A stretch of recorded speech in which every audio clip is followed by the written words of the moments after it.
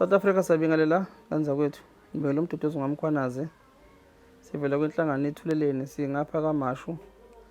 Esigcemeni saka F la sibizwe khona emndeni wakaMpisi bane inkinga ababhekene nayo ke abathe bacela ukuthi ithuleleni asondele akazobazwisa inkinga ababhekene nayo ukuthi ke bangasizakala kanjani makuhlambe badinga usizo kulesi sikhala abanaso. Sinaye kubaba lapha ekhaya nomndeni wonke lapha ekhaya bazosilandisa ukuthi ke isizo linabalidingayo nokuthi yini inkinga ababhekene nayo. Siyakubingelela baba.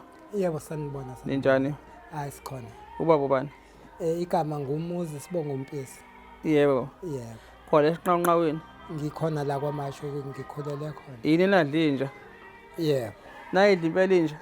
Hayi bengabuzi. Yethiwa sali kwadliwe inja nje. Yadliwa ba. Idayiswayo ehostel. Hawu wena. Idayiswa hostel abayiphethe ngeindishi bethi isinqawunqawu inyamazana ethize kanti kudliwe inja ayangazi. Zayidla impolo. Hayi ngeke ngithi zona zodwa ngoba kuthiwe uMashu. Sadliwe niyezwa South Africa ukuthi isinqawunqawu safela kanjani futhi. Thiwa sasidayise hostel. Yikho nje ngihambi ngidla inyama engayazi kwezinye izindawo eGoli nje. Ukuthi angaze ngiye eGoli. Ngeke ngithi eGoli ngeke ngidle inyama yenkomo. Ngeke wathi udliwa namahashi lapha. Angaze ngidle nehashi yabo. Cha ukuncokola nje baba sikhona baba sesisafika kwenze njani lapha ekhaya? Onyakeni ka 2022 yebo uma ubephesheya futhi onyakeni ka 2022 kwakunomembers wala kamakhelwane wawuya ngapha kaJi. Yes kusho ukuthi bahambe yazi kwakungavumi ukuthi ngihambe. Futhi mangavumi ukuthi ngihambe ngihlalela ngicela ubhuti lo hambisa umembers athi hayibo wena Mpisi awuhambi kanjani ngithi minayi. Yebo ngithi minayi ngiyanilandela. Futhi ngenhlanhla nje futhi ngingene eshaweni ngibhave mangibhava ngigqoke ngiqede ngibalandela. Mangiphuma nje la nangu khona le Avant. Yes imodels. Ulo uJames ngithathwa uyena hayi ngiyomkhombisa la kunomembers okhona. Uma ngihamba sesifika khona ngithi James paka la ukuze ngoba ngiyazi usheshe uhambe nakhela kiwa khona. Okay yazi ngathi mangifika khona ngifike ngihlangana nabanye bathi hayi bethishana idrink kodwa idrink le insizwa kwakubhiya.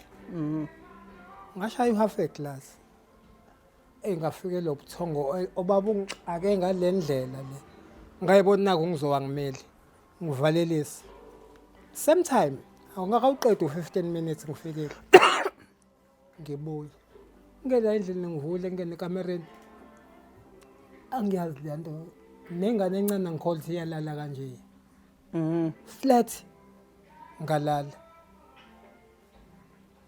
ngaphaphanyiswa yithemba libuye ebusuku. Kodwa kwathi ukuhamba kweinsuku khala undodakazi nango athi njalo umevuke kuseni uphophuma embuka kanje ugogo wakhe. Yebo ugogo wakhe ayembuka kanje. Ngisibona nithenge itime limfonele. Ukephi ugogo? Ugogo phesheya eSweden. Oh yeah ezweni laseSweden. Wayehambe nini? Wahamba neIphintombi. La mdlalo okhona? Iphintombi noMargaret Mcingane. Wahamba wayihambe lapho. Inini kwakuyini le nto dala nje lento? Angazi noma ngathi early or kodwa akukho late. Kwaye kwi-cast noma kwaye kwi-cast naye? Yebo waye kwi-cast naye. Okay. Kulo umphathi wabo kwakubheta Agnes umama womlungu. Okay umama ugogo nobani amagama uDuduzile Beatrice Nzimande. Okay. Wahamba beyodlala phesheya? Yebo wahamba nje neIphintombi. Abanye baphumelela ukubuya. Abanye angazi ukuthi yini labafike bayikhuluma laphana ngezwe labo ngoba babhenishwa nje bangakwazi ukuthi baphinde babuye la eSouth Africa. Yebo. Hawu uma uqala ukubuya la it was 1998 Apha nisho uhulumeni waseSouth Africa? uhulumeni wase-South Africa loya hulumeni Wamabhunu? loya wamabhunu we-National Party. Okay.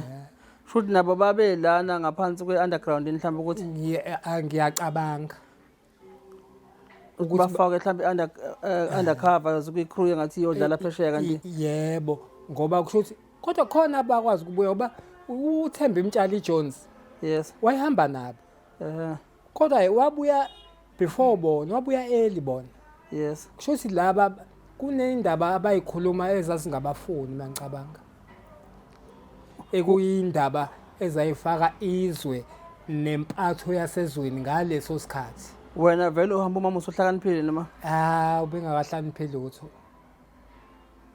phela mhlawumbe ngisho ngifuna ukubuza ukuthi mhlawumbe ubuzo bana understanding ukuthi mhlawumbe ngenzeka ukuthi waye khona le mzabalazweni ngangakahla angikhumbula kahle mina esikoleni ngene 1974 cha uthi uma ubengasekho vele la e-country ngaso sikhathi okay ukhula nje umama akekho empilweni yakho mina ngikhuliswa ugogo mina ugogo zalo baba wala ekhaya kangokuthi ngisho ugogo zalo ma uqala ukukhuluma ngaye mina uqala ukukhuluma ngaye ngoba sengihlakaniphile sengiphume ngisho esikoleni so kunogogo zalo ma ngoba kunabantu nje yabo labantu laba babona athi umuntu wena ugogo wakho kwamenzelana kithi mina ugogo wami bengihlala naye ngiye ngilenze ukhanjana lapha ekhaya athi ngisho ugogo kababa wakho ozali baba wakho ngisho loka ozali uma wakho ngithi ngizothi ngiyamenzela ubana oba ngimazi shuthi ingane nje nazazimazi ugogo wazo ziyamazi okwambe uthe wabuya ubuye sefika ngokuvakasha okay ugcine mangaphosisi 2017 2017 esuka khona eSweden yebo bese nokufika nje avakasha uthi uhlelo wenzani eSweden uma ube wabuye waemva kwa iphintombi kushuthi sebekhulile engathi wafundela i-teaching mangicaba ngoba besefundisa ngale kodwa kulezi angazi wenzani yethu ufundisa kulezi ingane ezincane lezi banani mayesho bane-asylum noma banani yini emenza ukuthi ahlale ngale permanently noma usene-citizenship yakhona yebo wasethatha i-citizenship yakhona ngoba ubesenomuzi khona sho ukuthi besene-dual citizenship South Africa nangale yebo okay yabo kube eguleni kwakhe ngiyakhumbula ehamba la uhambe sethi usefuna ukubuyisa into zakhe la ekhaya uma esebuyisa into zakhe la ekhaya azama ukubuya naye asebuyele ekhaya nje for good shothi lento ibimudla engayizwe engayinakile ngoba uma sezwa ngiyakhumbula ukuzwa sekuthiwa usene cancer seku stage 4 okay ukuze ngenzela nabantu abalalela ukuthi bahambisane kahle belanda indaba yabo ngoba nami ngisafuna ukukhesha apha nje kokune phostela ngisazi kahle ngicela sibeleke indodakazi lo nakho ubuya phesheya nawe usuthe ukushaya zwi ubuthongo yabo indodakazi ngasaza nanga ukuthi usebona ugogo yabo akubanga einsukwini ayithi lento yayi May 7 ngiyakhumbula bangikhumbula i-date yes kwaku May 7 uNokwanda esethola uma eseyofonela yena naku ngithi about ethambamba mfonela kwakuseku June 10 2022 kusewunyaka wodwa okay kwaku June 10 uma bemfonela nangu nomfana wami lo la ngemuva bamfonela naye kushuthi kwakhuluma uSiya athi lo umlungu omfonelayo kwaye umngani kama kuyena noma esendani noma evuzothumelani anika asesethumela yena kusho ukuthi yena wayengase amandla ayingasekho ukuhamba athi number kaNokwanda le uphi yena kubuza umlungu loyo waphesheya ubuza la ekhaya manje ababengekho la ekhaya babekwa H laba ngisho khona usebuza phela South Africa yebo South Africa sebuze South Africa inamba kaNokwanda uphi yena okunye ukuthi wabaphendula bathini angazi ngoba ngikaze ngikhohlwe ngingasazi ukuthi ngizothi wabaphendula bathini ngoba kunye ngiye ngikukhumbula ukuthi wathi ngifuna ukukhuluma nokwanda uphi nokwanda sebachazela ukuthi ugogo akasekho sebemngcwabile washona ngoMay 7 bamngcwabe ngoJune 7 khona eSweden kusho ukuthi inyanga leyo nayi inamba kaNokwanda uyayithola unayo kusho ukuthi lo muntu ushonile unayo inamba kaNokwanda ubani banike imvume ukuthi basingcwabele uma ngasikhathi bona benayo icontact yomuntu womndeni family member okhona eSouth Africa okhona eSouth Africa just even to notify them ukuthi no ugogo sekwenzeke bona sebezenzele nje bayithathela inqumo azilande endleleni okay uthini kumlungu bamngcwabile ugogo yini bathi bazokwenzana ukunilekelela ke mhlawumbe ukuthi ngabe ama remains akhe noma whatever ama belongings akhe ukuthi akwazi ukuthi niwa receive nani abele back ekhaya wathi kunama documents ummeli azowathumela wangale Sweden wase-Sweden wayenomeli vele ekade ehambela wathi ayikhululekani kwangathi la muntu wayesezizwe wathi unewili uyenzile iwili khona ngale une-lawyer yakhe yena ngoba egcineni ngiyakhumbula mina esikhathini esiningi bengade ngidrive i-taxi mabefona isikhathi bebefona ngingekho kuthiwa ukuthi ngisetohweni lami athi khuleka Nokwanda ngazi ukusho nini lokho noma engasikhathi efona uyimillionaire wena usho ugogo kusho yena lo mlungu etshela umzukulu kodwa egcineni efona wayelokesi ayi khuleka i-lawyer izosenda khona ama-documents asendleleni ayeza lapho wangathi wagcina sethi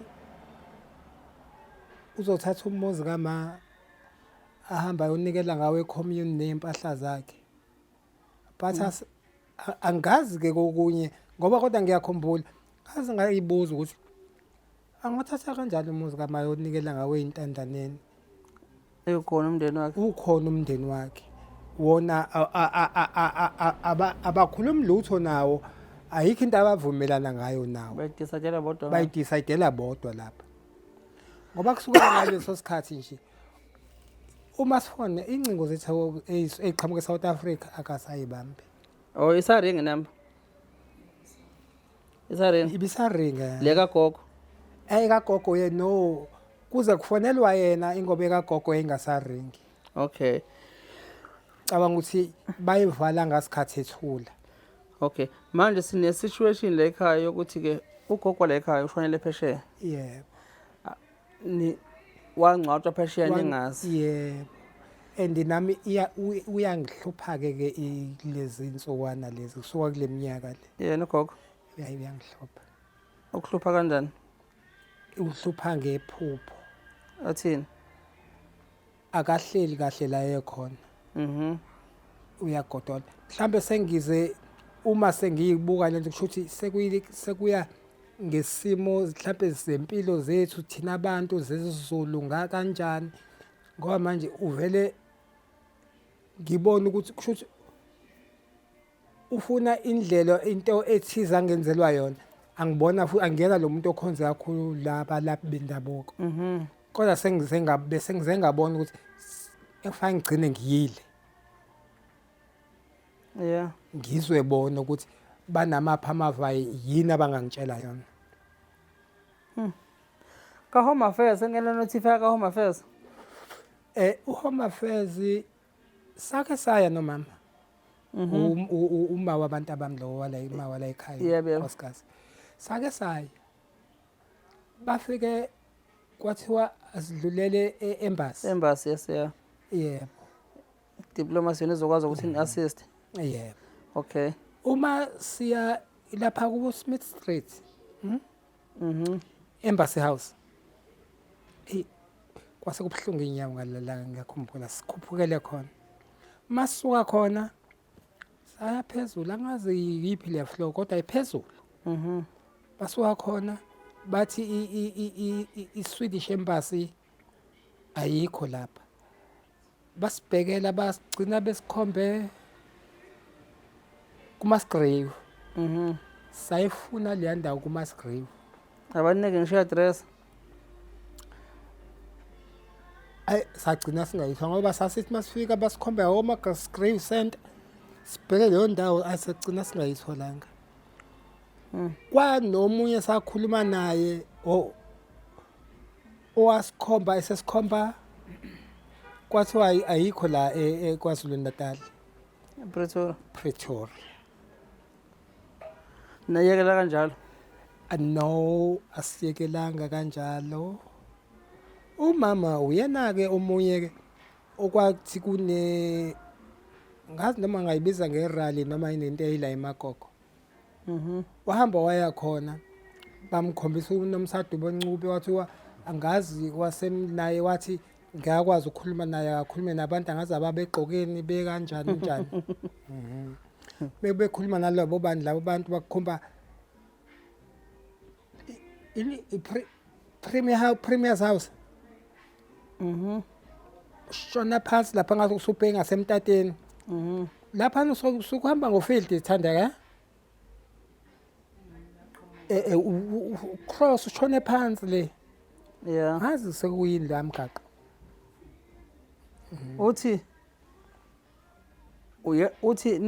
ngakanisize nabani le cha wayingekamsize sisize la eralini but sahamba ke sesihamba le ndawo leyana yena khona amaminzi awenza mhlawumbe ukuthi abafonele abantu bakhona ke mhlawumbe ukuthi khona abantu ngicela ukuthi banike indlebe lapho khona manje angithi yabona ke wasa politics sometimes ngoba phela ngithi uyazi yena ucingo maliqhamuka kena just ukuthi yena ke ukuthi sesifika ePremiers House lapha ukuthi sibonane naye kanje sasifica umsebenzi walapha owayefika ngaso sonke isikhathi hambani nibuye ngesonto elizango lesithathu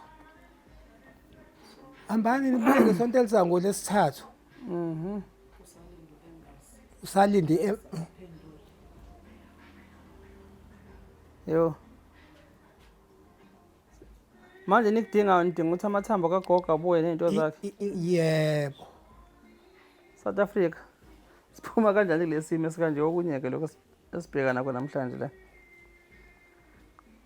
ikhona iidea nayo mama ikhope whatever nayo like idea I just ngiyabonga ziphi mama ikhona khona labana basithumelela isithombe sasinebhokisi lelingakhumbuli sibe nesithombe skama sasibekwe phezulu kwebhokisi awukhona into receive esuka phesheya yebo sithunywa uyena lo mama lo ubani lo Catherine wabo lo wasithumela lento ayibiza nge-death certificate yangale Sweden le nto sathi masithola le nto iko lo hayi ngicauthi kona kunento engathi bakhipha kumagazi kwilokhuza yakhona ku-newspaper yakhona ngale eyayibhalwe ngeSwedish sakhona le language asiyazi le ukwazi usitolikela lento manje yabo nje ama-Swedish apha sitolikele la ngathi ngithi ngiyabheka uyatranslate ngaphansi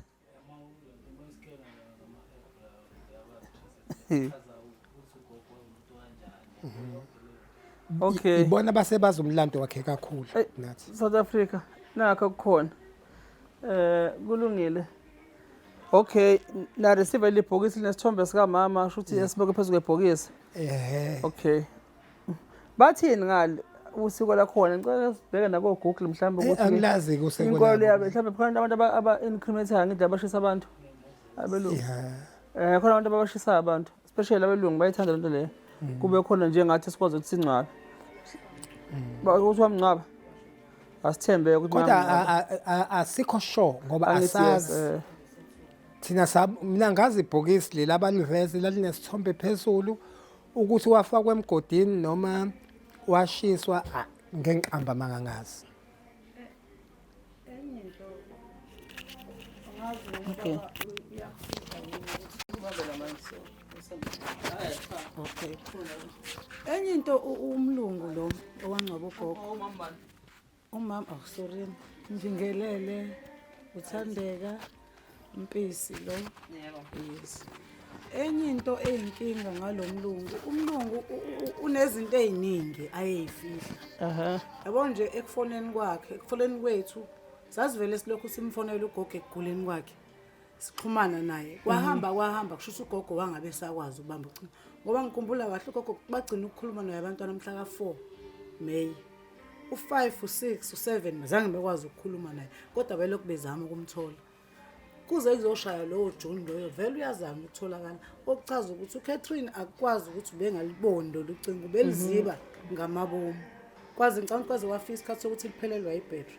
Umlungu ke sesitholileke ukuthi kanje ngoba untombazane evuke kanje abuze umncwabe kanjani ngaphandle kwethu. Ngoba wena yonke into ebiyenzeka mina bengireceive imali. Umlungu yena obeyithumela eWestern Union. Mawuthumela izinto lapha usuku uzoba nenamba yomuntu. Yes. Nje usuku uzoba nezinto zonke zomuntu. Okuchaza ukuthi yonke lento umlungu uyenze ngamabomu. Emveni kokuthi sesitholile ke lesi story umuntu ozohlela ukuthi kugitshelwa kanjani. Nawe ngitshela indodakazi ukuthi uyimillionaire. Makuqhutsheka ukukhulunywa nomlungu akathanda ukuphendula. Indodakazi ngikhumbula kahle wamphoqa ukuthi akhiphe lento. Athi sizokwazi ngani thina ukuthi ugogo akekho. Njoba ingekho into ephathekayo oyiveza la kuthini. And asikho nestembu phela le live liyabhalwa nje nami ngayibhala ku computer le nto. Nayo into eyashiwa ilokhuzana iHome Affairs. Yes. Ayinastembu lento ayinalutho ayinabo ubufakazi bokuthi lento ayisho iyona. Yes. Ugange ngathi lo ngoba uyayazi into ukuthi mayisuka ngale iza ngala siyakwazi ukumenzela ideath ugogo kodwa sikwazi ukumenzela ngale. Sabuyela futhi kuyena. Ayikho into afuna ukuyiphendula izwakala. Okay. Uyisigebengu nje leyamlungu ngoba wa-end up elivala ukugcina. Engalivali kodwa ukuthi inamba eqhamuka ngala kuthini akayiphendula. Ake ningiphe ngane zakwethu le background yokuthi ugogo mhla eqala ukubuya wathini isikhathi singakho behleleni phesheya usenzani yabo uhleli nobani phesheya mhlambe abantu abangakwazi ukuthi axhumane nani nimdinga ngamtholi yena yabo mhlambe leni yabuza ekhaya ukuthi uqhamukapi gogo kunjani yabo la ukhona ukhona iminyaka engaka singasakwazi bekwenze njani anike le brief of a background ukuthi yabo. Okay ugogo efika okokuqala wafika ukuthi indodana wakhe wayegula egulela ukufa yonke yamzisa ke la ngibonela gogo isimo sisihle wafika ugogo mayefika okay wafica isimo sesingcono gogo kwenzekalani manje ubuya nini wathi hayi okwamanje angikabuyi kodwa ngisazokuhlela ngoba ngaleso sikhathi ngikhumbula kahle esasebenza wathi into engizoyenza umuntu ekuyena engiconnectene naye kakhulu mangingale imbiza ngomngane yena lo mlungu no uyena bese kuba umunye owaseGhana uSet Amuzu owayehlala enaye endlini. Yes. Lo umlungu uhlala ngaphandle uyarenta yena une property. So wathi ibona abantu abathembile. If anything happened sithinta lapho ama contacts akhe abo sinawo. Yes. Ukuthi ke asikujwayelanga ukufonela umlungu kakhulu. Yes. Kodwa uSet uyena obefona nathi agcina sesikujwayele yabo ukuthi siyaxhumana naye. Lo waseGhana yena Uyena uSet. Okay. Amuzu. Uya confirm ukuthi ugogo washona. Mayefonela uSet wayengenalo ulwazi ngalesa sikhathi. Yes. Siqala simfonela wathi akakazezwe. Uyathuka. Sasho hawu Set ugogo ke kanje ushona mhla ka 7 May. Wathi uSet angazi kodwa ngizoya kuCatherine ngiyombuza ukuthi uGududu mayengabe shona awungitsheli ngani. Yeah. Wahamba wathi ngihambe nowanti.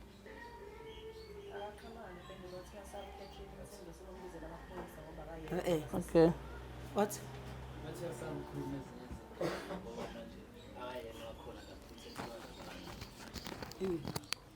Wathini bafo?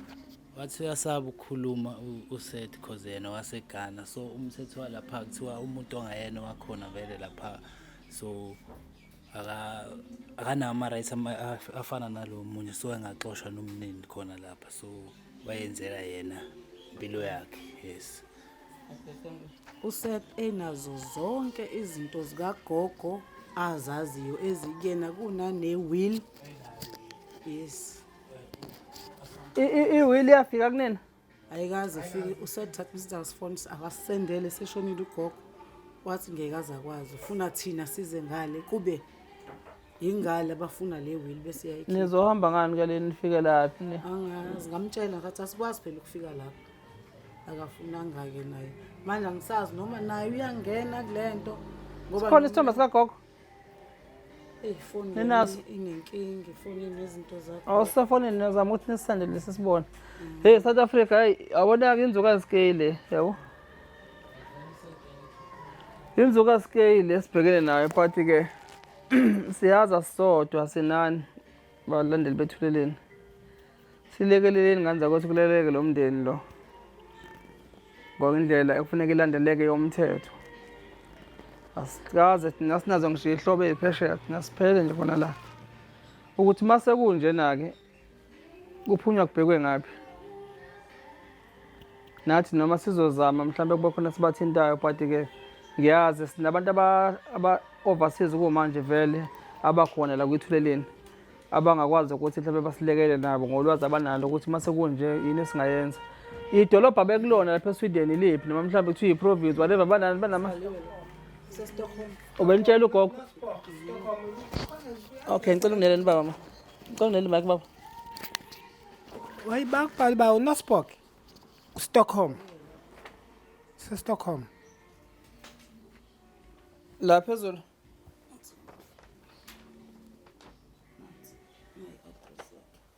Oh, nansi address. Hey, ngeke mina makama. Sele ke practice ufunda lento le la ekhaya. Awubize jonga uyifunde wena lento hey. Awuyifunde. Ayike akuhlula vele ukufunda vele ayakuhlula vele. Usoza ufunde lento. Nami ngiyibiza nje ngoba ngiyibiza ngoba injalo nje ukuthi hayi Nosbok noma Nosbok. Swedish le. Swedish. Cha, Shangazi ngisho. niyositolikela kanjani ukuthi ngayi. Ngitshela wayesho nje.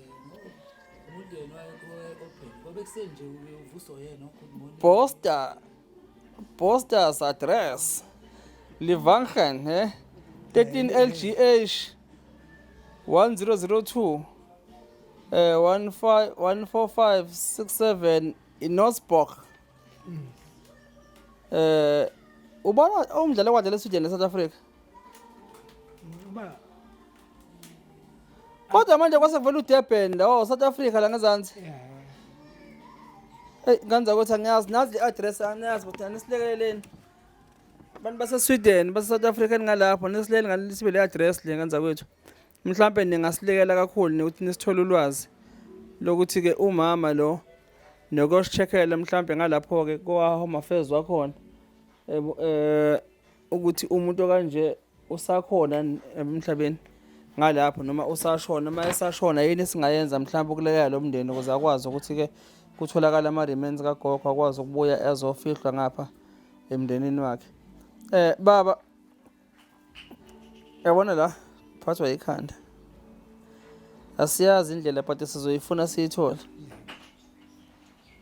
Sizoyifuna siyithole le ndlela. amanxusa ethu angale eSweden wona angeke akwazi usicalazela sitholele bese sibuyisela i-feedback sazo sikwenzakalani nokuthi ubani osewangena endlini kwaphela simthatha iminyaka manje ashona ma Yikho njengoba ngisho ukuthi sizoyifuna indlela siyithole. I-ID number yakho gogo le? Yangale? yebo Eyala South Africa yona? eyala eSouth Africa kushuthi ehamba kwakunalezi zama yini amapasi lawo amadala into engicabanga ukuthi ngiyayazi i-date of birth. No izosikiphela ka Home Affairs ngizo Sizozama ukukhuluma no-provincial manager baba uNcabe, sebenzana kahle kakhulu naye uzosilekelela la siyithola. But yazi into engithusayo nje kule nto, abantu akade bekuhulumeni bekuwabantu ababuye emzabalazweni bathi angithi bakhipha izwi ngokuzabalaza. But-ke yikho mhlambe lokho singazi mhlawumbe phela umuntu uma ususemafutheni akithi nejuba likaNoah lathi malifika lela fica amakhiwane lathi angisabuyele emuva, lahlala edomzela amakhiwane nje angithi yabo. Bayabona ngokungabuyi kwalo ukuthi hasho ukuthi ziyasha le ngaphandle. Ngisho ukuthi kubantu ababephumile bengaphandle behambela izwe, wakufuza uhulumeni unayo list yabo bonke labantu, and also keep ama-tracks kubona ukuthi kuhamba kanjani, kuba-tracker ngithi yabo nokuba-trace ukuthi information nokunotify imindeni yabo ukuthi sibani usengale mhlawumbe permanent, because njengoba ehambe iphi intombi babhenishwa labo bantu futhi babengekho ngokweshoso ukuthi vele yabo babehamba ngokomzabalazo mhlawumbe yabo, ngoba njengoba ndithi nebabhenishwa uhulumeni wengeke ababhenisha uhulumeni for out of nothing yabo. Ikhona imishini ababekhishwe ngayo bafakwa-ke lapho ukuthi nizongena la practice-ani nani niparticipate yabo, but nansi eyinemandate eseninikeza yona. But ukuthi ningasizakali kanjani as a family mhlawumbe uma ngabe sekunje angazi bafethu, yazi angazi, kodwa-ke sizozama, sizoyithola futhi indlela, akaze sahluleka, sizoyithola indlela abantu abawaziyo umthetho nama-right so ukulandela izinto ezikanje. Mhlawumbe ube la empangeni nawo ngabe siweluthuke la bantu esibheka khona manje kuphesha kwelwandle la leswa ngithi anginalwazi, angifuni ngize ngiqale ngiqamba amanga ngithi yabo, but ikhona ukuthi we must go and do our research ukuthi esimene sikanje and do our homework ukuthi-ke siyafika kulomlungu lo kuyatholakala iqiniso.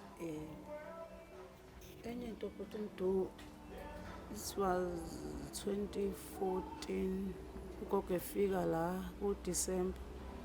Ngikhumbula kahle ngoba sahamba naye saye Home Affairs njengoba ivele seseyinhlelweni zokubuya. Wathi hayi ake ngihambe ngiyoyi-check-a la e-South Africa ukuthi ubuzwe bami ebusakhona. Yes. Sahamba kwathiwa kalinda ngisazi few months Muphi Home Affairs nakona? e-Durban Station. Okay, ncane bamakagula. E-Durban Station, okay, bathi akabuye after a few months. Asho futhi ukuthi yena uzobe engasekho. Uyahamba February March. Usisi ngikhumbula kahle samtholisa ngisamkhumbula ukuthi ubani. Wathi wacela ugogo ukuthi kuzofika mina ngizo-receive ukuthi itheni lena. Ngoba ithe akafike ngoMay. Okay. Ngaya mina ngisazi early May. Ngamthola futhi lo sisi naye sangibona. Ngizobheka into ikagogo ngoba ugogo wayefika nje lo muntu open ngale ndlela. Naye kwabalula ukuthi angikhumbule mangifika. Mangifika athi awami into zagogo ngempela ayibuyile nakho. Iyaveza ukuthi wala eSouth Africa. Wakunika Wasinika 2017 wafika ngangali photocopy. Wafika ugogo 2017 eyokwenza i-ID. ugogo. Yes. Okay, no, it's fine.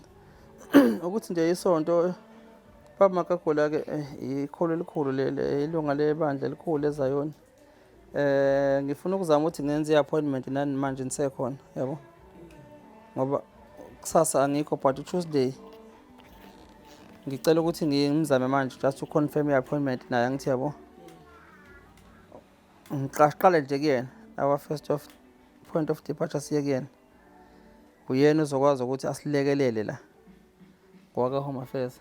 Okunye sokuthola ngendlela yabo, and ngiyajabula futhi mangabe ukuthi uthi uhambe waya khona eDurban Station yabo. Yabo uNkulunkulu angathi angasisiza ke sikwazi ukusimthola yabo. Baba ngiyaphila ninjani Nkosami? Ngikhona manje. Hey, ngibheke nenzukazi Kela. Yini manje? Wena ngicabanga ukuthi la ungasilekela ngempela ukusikhipha kule nto nokusikhombisa indlela yaphambili.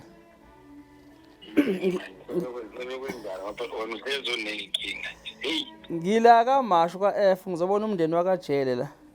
WakaMpisi, sorry. Ugogo wakhona la wahamba nalo mdlalo kwakuthiwa iphintombi yaphesheya ko-Sweden. Yeah. Ulokhu ahlala phesheya ke nje bathi uzogcina washona khona ngalo kodwa kuke wabuya la ngabo 2017 18 evashile umndeni wakhe. Ubese nobuzwe ngale fundisa but bathi useke wafika lapha ema-office eDurban Station ezozama ukuzobheka ubuzwe bakho ukuthi busekhona nengathi kwavela ukuthi busekhona. Manje umndeni awazi ufuna ukushone ngaphi usashona ukuthi usengcwatshiwe ngale. Umlungu okuyena ne-information naye udlala ama-hide and dark kubona ifamily. Bengicela mhlawumbe ukuthi ngisondele nabo kuwena kuleli sonto sibone mhlawumbe ukuthi ikuphi engasilekelela ngakho sikusize lo mndeni mhlawumbe ukuchecka into zikagogo lo. Ukubona nje amanje. Ngikhona ngila kubona ka-F la kaMashu. Ukube ninamoto beni benzovele nize mina ngikho nje ukuthi ngila eNewland yes. Hayi kulungile anginankinga ngizoza nabo ngizoliphula izinto bengizoyihamba. Ngizoza nabo nje manje. Eze mina la ngoba mina ngila kwami nje Newlands. Okay ngingabonga ngicela ngithandele location lo. Ngifike masula e-18 ngizophuma ngize wena sibalalele. Okay. Noma ukuthi angeke emsebenzini ngezinsuku that's my worry. Okay no ngiyasondela manje. Ngikuthumela manje ilento Location. i-pin location ha. Okay thanks ngiyabonga. Yebo. Mndeni walapha ekhaya. Yeah. Nasithemba ukuthi ugogo uzoba isibane esihle la kunene. Indlela ikhanya.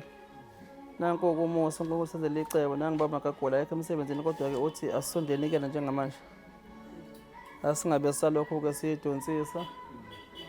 Nami benginendlela efuneka ngiyithathe enye, yabo. But ke ake simphuthume njengamanje. Hayi inkinga ayikho. Ayikho inkinga.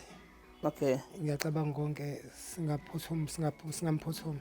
Yebo, South Africa silapho ke njengamanje sicela ukuba nje kwamanje sizoqhubeka but ke sicela ukuphuthuma magagula ngoba uyena ke omphathi lapha eHome Affairs eDurban Station. Usethi asondeleke naye ifamily ukuze ayilalele.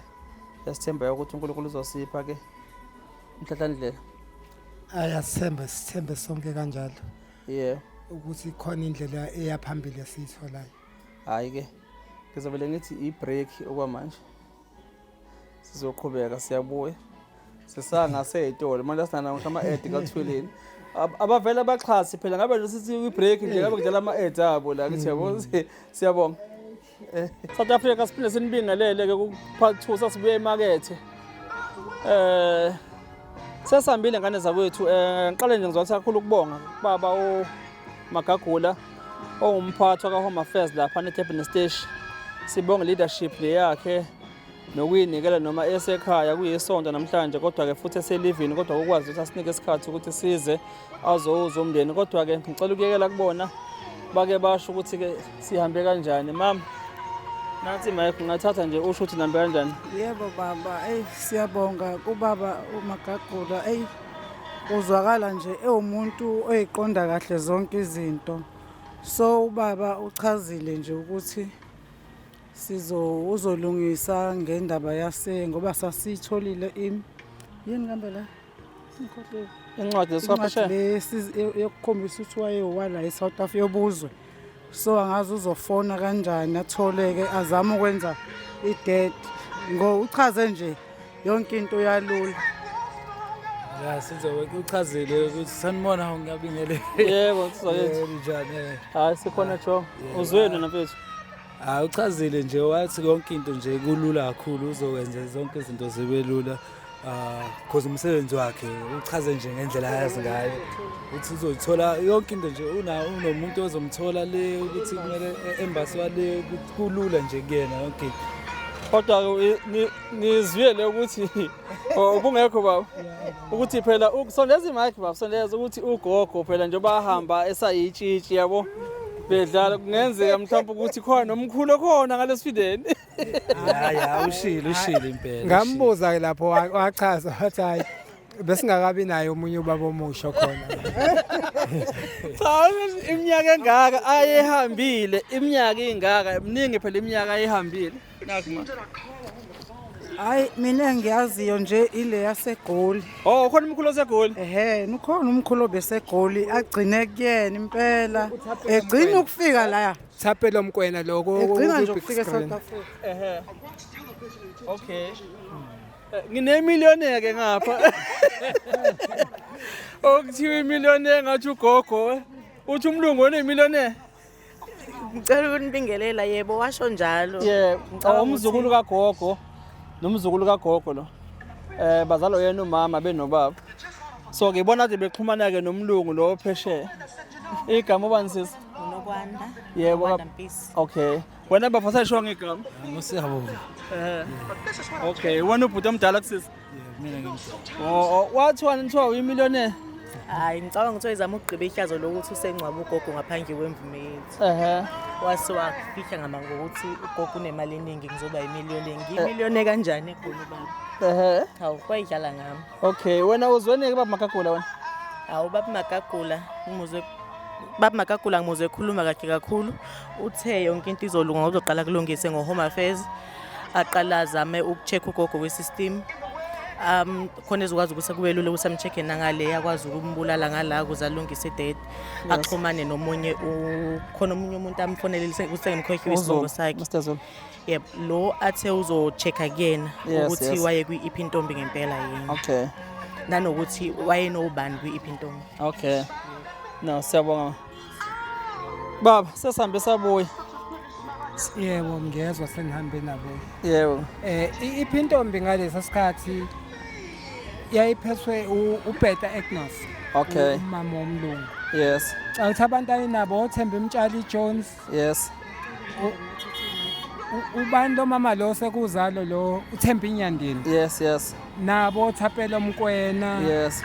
Noma ngingengibazi bonke. Okay. Ngoba nami ngangisemncane lesikhathi. Labe ngibashoyo afike akhuluma ngabo nje egcina ukufika la. Yes. Wayethi ufuna abangani bakhe. Wathi ekhuluma uThemba Inyandeni athi mina uzombona la kwakusadlala isibaya. Yes. Ngathi uzombona la manje kwesibaya. Semebuka isibaya wathi awakagugu uThemba usaye nje namanje. Yebo. No, siyabonga baba. South Africa. Sibonge nje kakhulu, sibonge nesupport enisinika yona. Cha, umndeni la ekhaya sizozama ukulekelela njengoba nje inhlansi sikhona baba Magagula kuzoyithatha ke over nayo indima yakhe agijime. Ibanga ngakwazi ukuthi ahambe but ke akhona ama calls awenzile kubantu abakwi-industry ye-art. Yes, because ubaba uZulu umfonele osathi niyocela amnike i-hour uzathi mayifika ekhaya bese ke abaxhuma abantu ababephethe iphi intombi. Simthole kwi-list ukuthi wayehambe obani yaphesheya nokuthi yiphi role ayengayo lapha.